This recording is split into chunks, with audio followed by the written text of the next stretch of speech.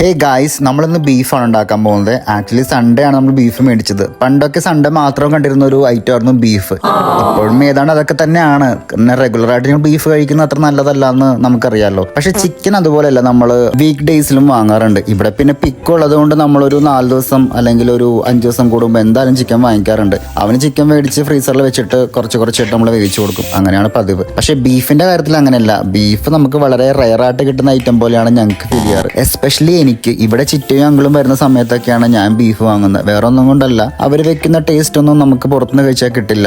നിങ്ങൾ ഈ കാണുന്ന ബീഫ് കറിയുടെ റെസിപ്പി ഞാൻ എൻ്റെ ചാനലിൽ തന്നെ വേറൊരു വീഡിയോ ഇട്ടിട്ടുണ്ട്. ഇത് ചിറ്റയുടെ ഓൺ പ്രിപ്പറേഷൻ ആണ്. അപ്പോൾ അതിൻ്റെതായിട്ടുള്ള ഒരു സ്പെഷ്യൽ ടേസ്റ്റ് കാണുന്ന ഒരു മിനിമം ഗ്യാരണ്ടി ഞാൻ ഉറപ്പ് തരുന്നു. എന്തായാലും നിങ്ങൾ മസ്റ്റ് ആയിട്ടും ട്രൈ ചെയ്ത് നോക്കണം. ഇതിൻ്റെ ഫുൾ വീഡിയോ ഞാൻ എൻ്റെ ചാനലിൽ അപ്ലോഡ് ചെയ്തിട്ടുണ്ട്. അപ്പോൾ അത്രേ ഉള്ളൂ ഗൈസ്. എന്തായാലും ട്രൈ ചെയ്തിട്ട് അഭിപ്രായം പറയണം.